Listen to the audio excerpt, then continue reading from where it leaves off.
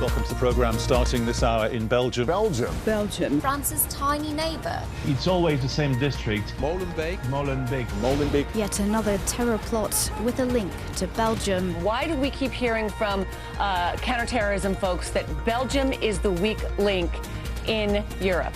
This small country has become a hotbed of jihadism. 22 anti-terror raids and 16 arrests. Still no sign of a key suspect. But let's be honest, not a lot to show for that effort, really. Belgium is a failed state. It's a very catchy headline, but I think it captures an essential truth. Wij zijn geen failed state. Er gaat heel ontzettend veel mis. Maar een mislukte staat zou ik niet zeggen, eerder een complexe staat. Howard Gutman, former US ambassador to Belgium. Welcome. Goedemorgen, Tim. Thank you. You've been in Belgium for many years. You know the country, so please give me a straightforward answer. Is Belgium a failed state?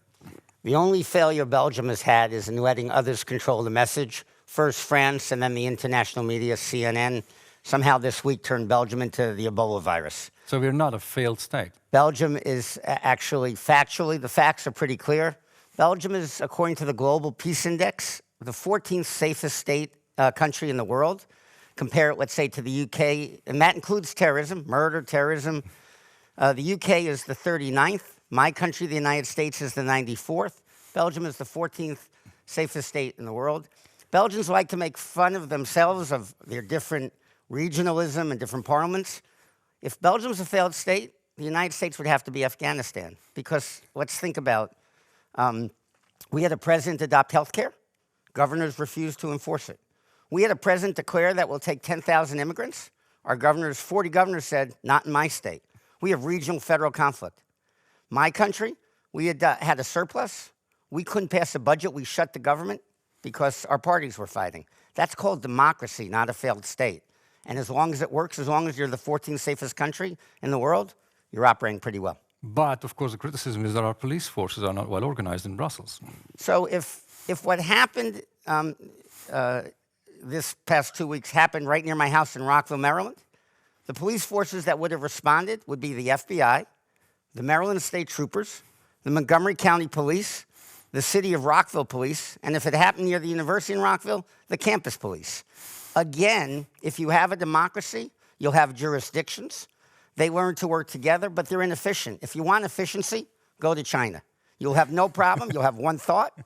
No regional conflict, no conflict. But if you have a democracy, you're going to have institutions. The question is, do they operate? Do they operate well? Well, there has not been terrorist attack in Belgium. The terrorist attack in Belgium at the Jewish Museum, that was a guy up from France for one day. And it's not about France or Belgium. We're in this together. But the blame shouldn't be at Belgium. You let CNN, you let others define you. Well, thank you for saying all that. But if that is true, then why are the international media jumping to conclusions? The international media needs to sell papers. And so, look, CNN took the Ebola virus. We had 2 cases in America. And they covered it 24/7 for 5 days for 2 cases. We had thousands die of the flu. So now a hotbed of terrorism, a hotbed of jihadism, Molenbeek. If I had to walk, I love my country. If I had to walk at midnight, I've been to Molenbeek a lot. I've been at Serge Cruz School. I've been twice. I've been at the Muslim Community Center. Serge Cruz School is the Muslim high school. I've been to the Muslim Community Center. If I had to walk at midnight alone tonight in parts of New York, parts of Washington, parts of Los Angeles, or Molenbeek, statistically, it's not even close. The safest walk tonight would be Molenbeek. Yeah, so it's not a matter of failed state, it's failed journalism. It's failed journalism, it's failed laying the message, but it's going to hurt. Yes, because your message is the reputation damage is a lot worse than we think in Belgium. You cannot imagine. I left here last Sunday, but I came back after Thanksgiving. I had a speech yesterday. As people saw me before Thanksgiving, these are sophisticated Washingtonians. They heard I was coming back to Belgium. They said, I will pray for you. I've been to Afghanistan twice. They're going to pray for me to come to Belgium. I said, look, the biggest risk I will face is cholesterol when I get to Belgium from fine eating. But it's a problem. Americans have canceled their tours to France and to Europe this Christmas. It will happen next Christmas unless someone responds, unless they change the image. American students who were studying here, I had a friend ask me when I go back to Belgium, could I arrange to have his daughter's clothing packed up and shipped back to the U.S.? They didn't have her pack up. They just had her leave for Belgium. This is going to harm our economy. The economy in Belgium depends on service and depends on tourism, and Belgians don't realize it. The problem with Belgians are you are like Barack Obama. You know you're so good that you don't really need to tell other people, and the problem is you have to control message. And so even if Barack Obama, our unemployment is 5%, if the Republicans control the message, well, same thing. If the international media control the message, Belgium will pay for it. So what should we do? So you've got to now change the message, and there's a lot of people who have benefited from Belgium for a long time. It's time to step up. If I were the government, I would first assemble the business community. I would talk to every international public relations firm that's been at the EU headquarters for a long time. Brussels is their second biggest office, and said, pro bono now, please meet here, and we're going to start huge campaigns to show the real Belgium. I would have 15-second clips. I'm going to Belgium because it's one of the safest countries in the world.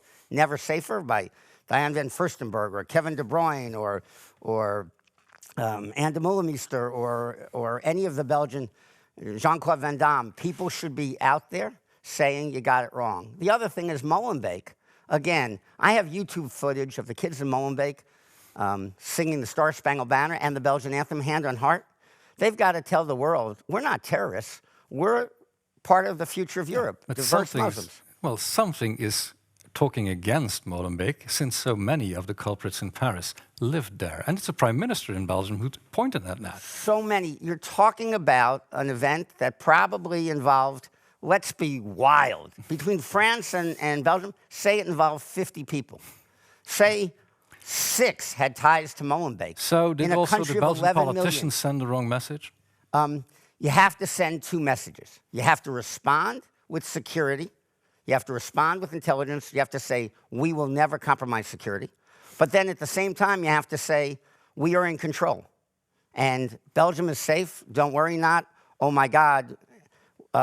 Talk about us like you talked about Ebola coming to America. We had 2 cases. And so now you've got to get the message out. And the message out is come to Belgium. The most dangerous thing you're going to face is the chocolate. No, sounds as if you are eager to help us. I'd love to. Thank you, Howard Gutman, for coming to the studio. All the best.